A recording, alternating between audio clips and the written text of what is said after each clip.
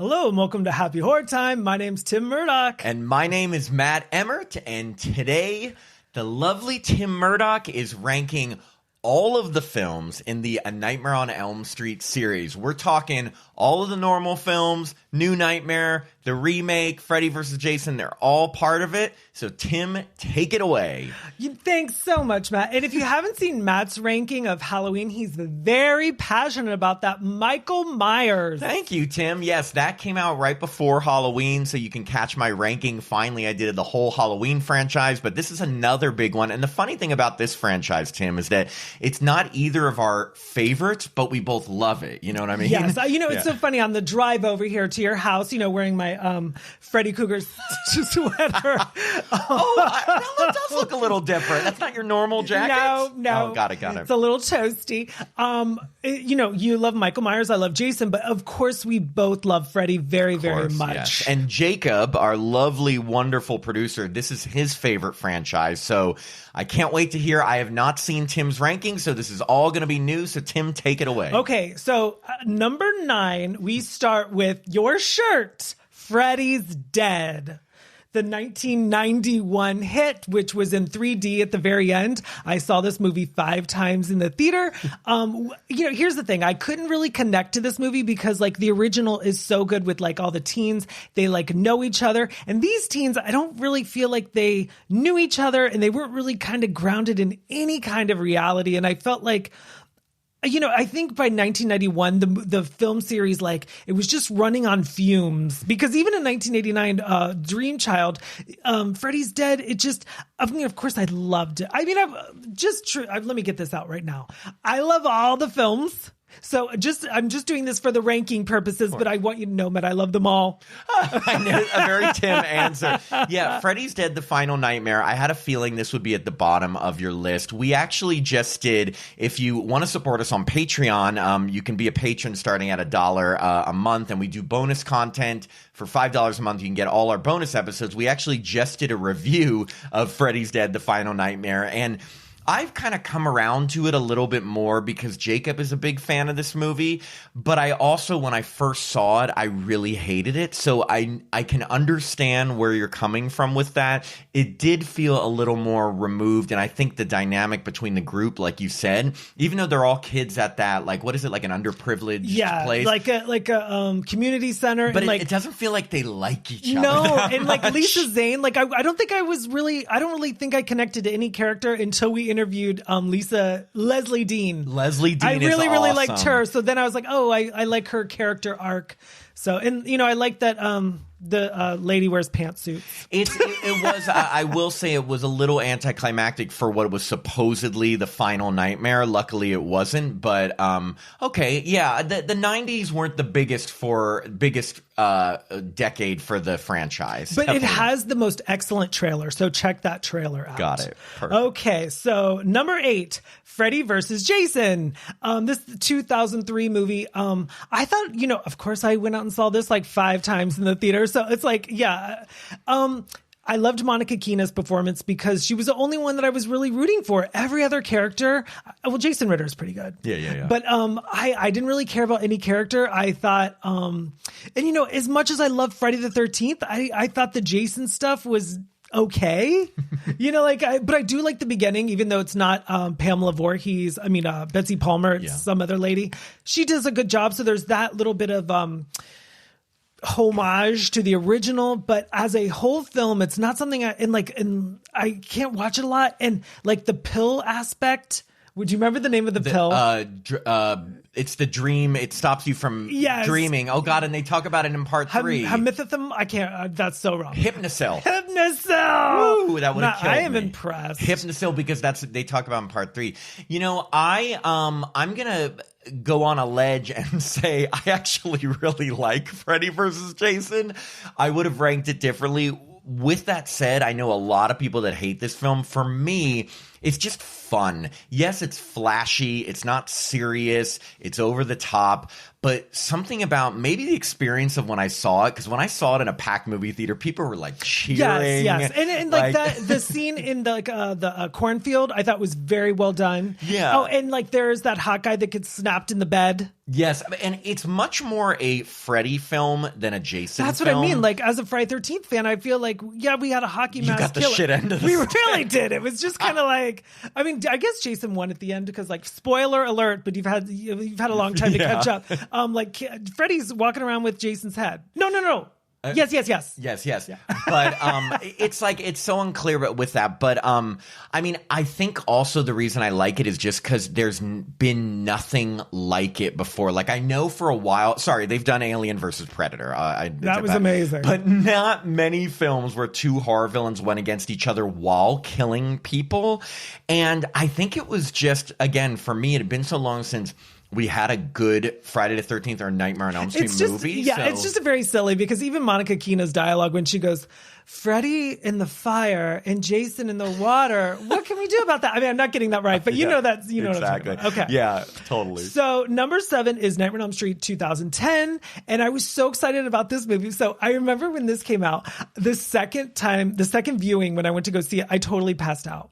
So, and it's like the whole movie's about like staying awake. And I was like, I'm done. I'm passed out. But this is what the movie does have going for it. Katie Cassidy's performance is so good. And like, I think she's like 24, but like they dress her almost like a housewife. She's like the Tina of the remake. She looks amazing. Her scene's amazing. And like, I almost wish she was the star of the movie and not, I'm going to completely something Myra. Rooney Mara. Thank you. I thought she was sleepwalking through the movie, no pun intended. And then the other guy, I thought he was pretty good. And, like he was like a swimmer and he's a Speedo. Side note. I think that's Kyle Gallner, right? Yeah. So who's like a big scream king now. Yeah, he was great. I thought he was really, really good. But the movie, and even like the gay guy, I called him the gay guy. That's not nice, but he is gay and I'm gay. Everyone's gay. But like, that's hilarious. I don't even know who you're talking about. There's a gay character in Nightmare on Elm Street, he the remake? was the boyfriend of Katie Cassidy, and he's a gay actor. Oh, Thomas Dekker. Thank you. Listen, I'm an old man. I was thinking, like, who was gay in that movie? I get it. I didn't put my Tim hat on. Right, you have to think like me. You got to keep up. The gay guy. The gay guy. Like, I'm not a big fan of the Nightmare on Elm Street remake. I agree. One thing you didn't even touch on, I'd be interested in knowing, what did you think of Jackie Earle Haley's performance as Freddy? Utterly forgettable. Like, I mean, like, it felt like we were walking through a Universal maze, and like it was a man dressed up as Robert Englund. And it, like, here's the thing, like Heather Langenkamp has said, she probably will never see this movie because there's no other Freddy than Robert Englund, who just got his star on the Walk of Fame. Yes, congratulations, Robert. It's tough because I imagine as Jackie Earle Haley, you are taking on a role that has been immortalized on screen in 7-8 films, and you have to play it, and everyone's going to compare you. So I don't, I understand how tough that is. With that said, boy, was it a letdown. Oh my gosh. It was just not great. He looked weird. The makeup was really weird. And I agree. Rooney Mara was like, I felt like she was asleep during most of the movie. She was not Heather Langenkamp, like a fighter who you really want to like get through it. So, but Katie Cassidy was really good. She was the best. And it felt like a CW, like a really lame show. And yeah, her I mean, she looked incredible for high school. I've never seen a high school girl look like her. Oh my God, she looked amazing. Like a bot. I was like, oh gosh. 25-year-old model. I wish, you know what? I probably would love that movie so much more if she was from beginning to end. Yeah. Like her character arc, like she goes up in the attic, she finds the pictures, she's like, oh my God. And like, I think and plus she plays scared so well that you're scared. I mean, she's the final girl of Black Christmas 2006. Part of the reason I love Black Christmas 2006. Katie Cassidy is amazing. And she is.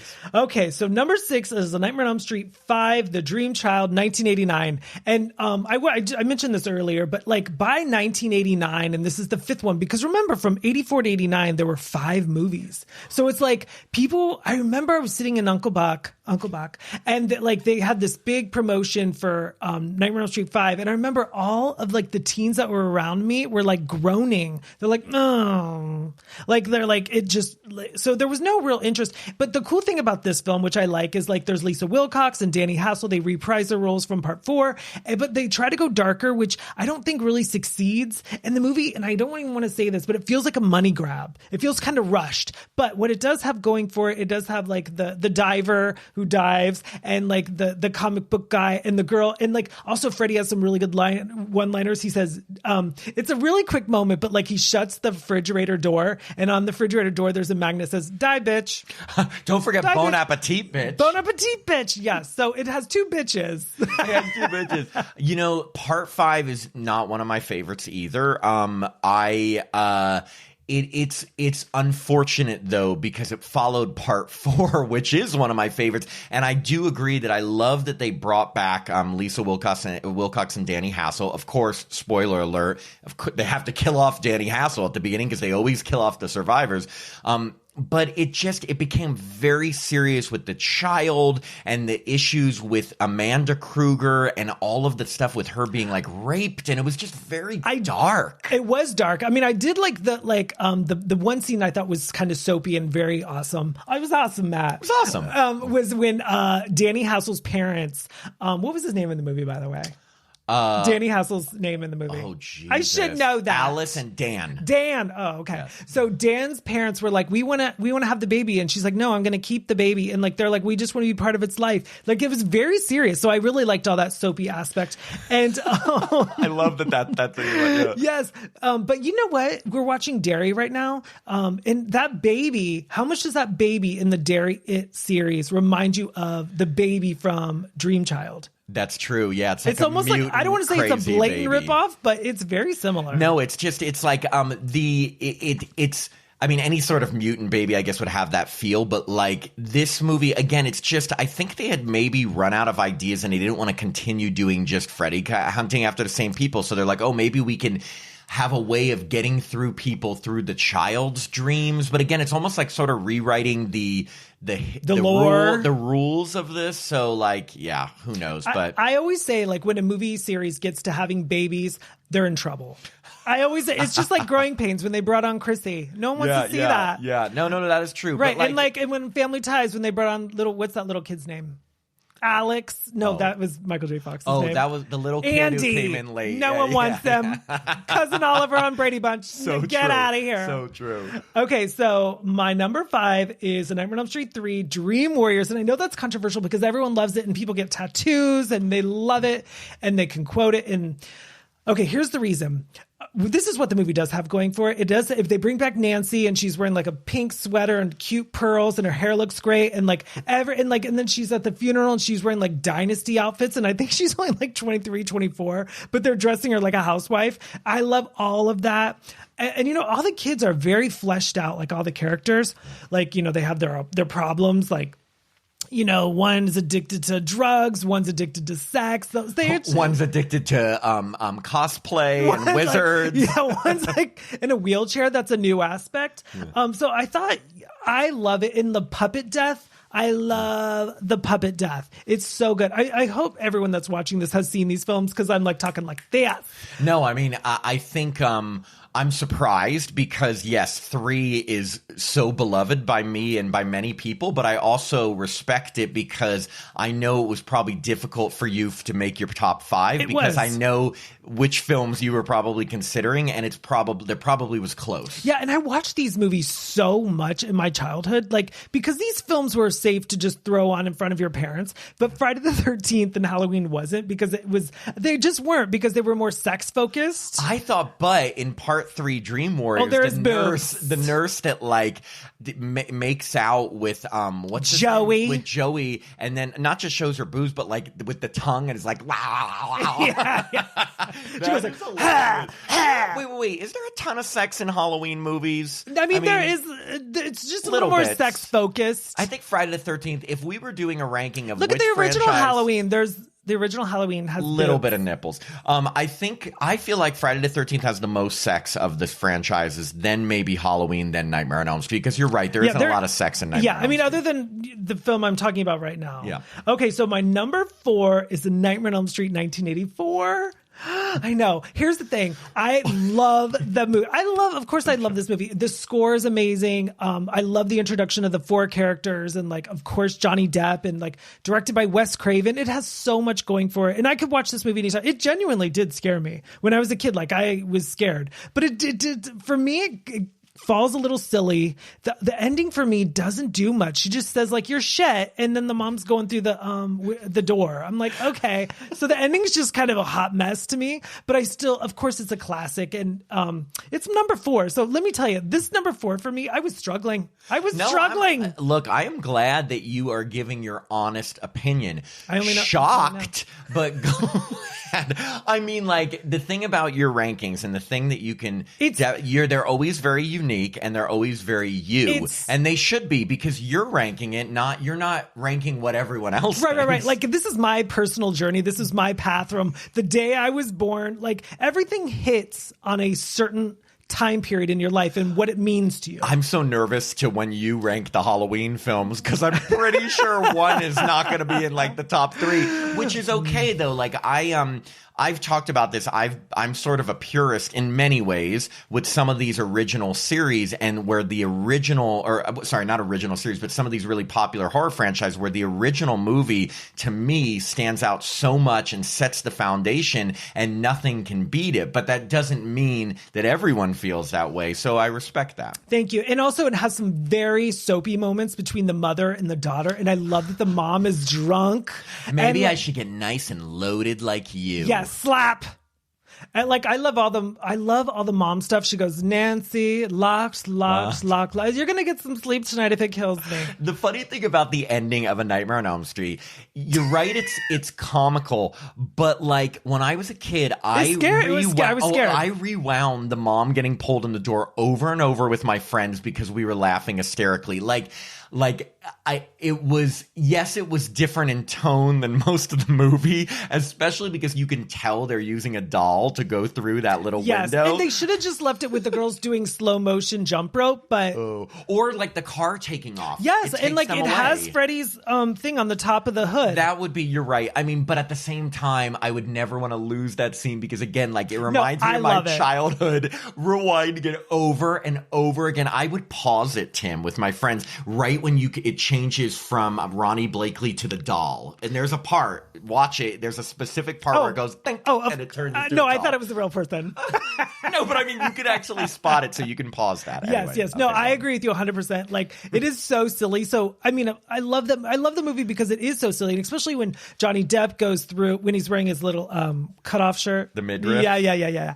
And, like, Freddy pulls him down, blood goes everywhere. Yeah. But I really like when the dad, he, like, across the street, like, his dad goes, she goes, Nancy wants to talk. And, like, he goes, you got to be firm with these kids. You just have to hang up on them. Like, I love that little dynamic between the two parents. With Nancy being so nervous lately. Yes. And, like, as she's holding a coffee cup. I think she's holding a coffee cup, right? I can't remember. I know. Someone tell us in the comments. Yes. Was Johnny Depp's mom holding a coffee cup? I want to know. Okay, so my number 3 is Freddy's Revenge, A Nightmare on Elm Street 2, 1985. Happy 40th anniversary. And this is a really good companion to Scream Queen, My Nightmare on Elm Street, about the life of Mark Patton, which is fascinating. But, you know, people always say, like, he's like he is a Scream Queen, yes. But, you know, Lisa, played by Kim Myers, who we interviewed, watched it. It's a great interview. She actually still is the final girl. Like, she's got the chase scene. He has like what I call like the fly syndrome. Like, he's going through something and, like, you know, like, he's turning into Freddy, and I love all that stuff. And, like, in any other person's hands, you know, if it wasn't in Kim Myers and Mark Patton's hands, it would have come across so silly. Like, I love that Kim Myers plays it so seriously. And as a kid, yes, it breaks all the rules, and they kind of disregard Nancy's complete journey. And, like, I don't even think Wes Craven had anything to do with it, right? No, he didn't. He did not want to this part. No, do I think this movie's a mess? Yes. It has, like, the pool party, and it has, like, the girl on the bus. Like, like the whole bus Jesse, stuff. it's all over. Oh, you're talking about the first bus scene or the ending bus scene? Both bus scenes are hilarious. And like, that girl's really funny. Like, she goes, "Who turned up the pool?" And then she also has that really funny line when like Kim Myers is like trying to figure out if she should go find Jesse, and she goes, "Well, I can't leave the party." And she goes, "Do you remember what she says?" No, what she goes, "Fuck the party." Oh, yes, that girl. Yeah. This is tough for me because when I first saw A Nightmare on Elm Street 2, Freddy's Revenge, I didn't like it at all. I was expecting something like the first movie, and I was like, what is going on with this guy becoming Freddy and Freddy coming into the real world, and I'm not knowing what I'm watching. Since then, just like Halloween 3, I have come to appreciate it a lot more and try to understand that it doesn't need to be just like the original. It can be different. It's supposed to be. And I agree that the performances by Mark Patton and Kim Myers and Robert Russler were really... how could I forget Robert really Russler? Great. It is just a very different movie than the original. And since I love the original so much, it's tough to like put them together. But again, as a standalone Nightmare movie, it has a lot of really great things to it. It does. And it's fresh in my mind. I watched it last night to prepare. Except the music's totally different than the original. Music I can't say is great, but it is eerie enough. But it's good. The music is not the best. It's very distinct. Like, Nightmare 2 versus Nightmare 1. Oh, yeah. Yes. I mean, it doesn't have like the same little ditty. Oh my God. I know which two are left, but I have no idea which one's going to be your number one. Okay. Like, I've struggled with this, and I'm still struggling with it right now. So I might just like pick like this because I love them both so much. So, okay, I'm going to switch them. I'm going to switch them right here. I'm switching them right now. Oh my God. Okay. Okay. So my number 2 is Nightmare on Elm Street 4, The Dream Master, because Nightmare on Elm Street 4, because it hit again when I was 11 years old, so I got to see it on the big screen with my brother Trevor. Thank you, Trevor, for taking me. So it had everything, and I thought these teenagers are actors in this movie playing teenagers were so cool. I thought every death was so cool. I thought the movie was slick. It was so brightly lit. Like, it's not like dark like parts 1 and 5. Part 4 is like almost like Saved by the Bell. It's very cheery. Other than the fact that they're all dying, but like it has a lot of funny lines, and it's like very Linda Hamilton before Linda Hamilton, like Lisa Wilcox, with their hair and the ponytail taking on Freddy, and like the one-on-one fight. So it has all these elements that I just love, and I can watch it a million times. The only like little thing I would tweak is maybe take out the scene where Freddy's like doing karate with that actor. Oh yeah, the one where they ran out of budget. Yeah, I mean it's clear. I mean, as a kid, I was like, oh, this is cool, but I was like, ooh, I want to see the roach scene. Yeah, you're totally right in that. First off, this film, every character has such a distinct death that is very unique. It also has, could be controversial, but it also has, for me, the toughest final girl of the franchise, because I think, as much as I love Nancy, I really love her, Alice, especially in part 4, is such a fighter. Now, granted, she's inherited all the qualities of the people who've died, and that's pretty unique and helpful. But she, like, the way she can do karate, she's smart, she can do all these things that all of her friends could do. She is like a Linda Hamilton type character, and that was different for the franchise. And this was 88. Hamilton didn't come around until 91. Yeah. So, it was ahead of its time, and I think it was really Rennie Harlin's shining moment, because we all know what happened with The Strangers Chapter 2. Oh God! How about Chapter 1? Oh, I kind of like that one. Although, but I liked Die Hard 2, and he did Die Hard 2.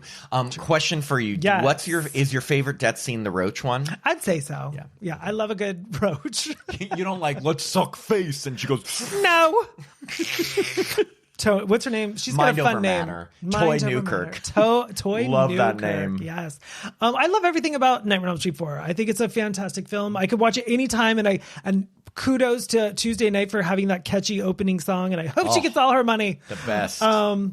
So my final one is Wes Craven's New Nightmare, 1994, because it takes place in Hollywood. And as a 17-year-old, when this movie came out, I loved the behind the scenes of But this is my number one. Oh, yeah. I don't know if I said it. Yeah, well, you said final, but number one. Okay, my final one. Not the final. Anyway, I love this movie so much because when I was 17, I wanted to be out to Hollywood. I wanted to see behind the scenes. This movie was showing me behind the scenes. Like, we didn't have like TikTok or YouTube or like even like magazines. It was hard to find information about these films. So the fact that we got to go behind the scenes of Robert Englund and Heather Langenkamp and see what their lives were like while also making a horror film. And I just thought it was the coolest thing. And I still do. It has a fantastic score. I thought Heather Langenkamp was fantastic. I love all the like the earthquake stuff and like how she's driving around seeing like all the remains of an earthquake. Like, I was just like, oh my gosh, I want to be there. Not during the earthquake, but I mean, I don't love the kid aspect. I can do without that, but I love the babysitter. I think her death scene is fantastic. And I love that she punches a nurse. Like all of this, I could watch Wes Craven's New Nightmare anytime. And it has a lot of Easter eggs too, like during the funeral scene, like it has, the guy from the first one and Tuesday Night and is it Wes Craven even in it for like a hot second? Yeah. Wes Craven, Robert Englund, John Saxon, and then there's the cameos Tuesday Night and Jesu Garcia, and I'm trying to think if anybody else is in it. No, and then just Heather Langenkamp. Right. I mean, but all those dream sequences are so cool. And like when she goes on the talk show and like Freddy rips through and he's like this, like so it just the film is perfect. It's a perfect film. Look, I couldn't agree more because now I don't know where it would fall in my ranking. I'll have to think about this, and I'll do this at some point when we switch rankings. But it was so unique, especially for its time. It was before Scream. Yes, it was Scream before Scream. But even Scream, we're not seeing the actors playing themselves while dealing with things that come from the movie. It was just so, I want to say, like creative and inventive. Such a wonderful idea from Wes Craven that, of course, has now sort of been copied since then. But at the time, I had never seen anything like that. We're watching Heather Langenkamp play Heather Langenkamp while talking about Freddy and being hunted by Freddy, but it's not Robert Englund, but it actually is because it's Robert Englund playing him, but Robert Englund's also playing himself. I know. See, there was I've always thought about what these horror actors are like outside of the films, and the fact that they were showing us behind the curtain. And I know it's people always think it's very meta. It's very meta. I mean, dramatized versions of them. Right? Yeah, like we're not seeing the real. Yes, real like her nanny. I loved her so much, and like that death scene on the walls. Yeah, it was like totally Tina vibe. Yes, like the fact that they were hinting so much, like as a horror film fan, you always want them to acknowledge the other films, and this film did times 10, especially the original. Like, and one of my favorite scenes is when she's like finds herself back like almost like in the first film, and John Saxon starts calling her Nancy, and she's like, John, my name is Heather, and then she plays into it, and it's so like. It's kind of a mind fuck, but in the best way, because like, again, it just was so creative for its time. I mean, it was 1994. And the movie didn't do blockbuster business, but I think it should have.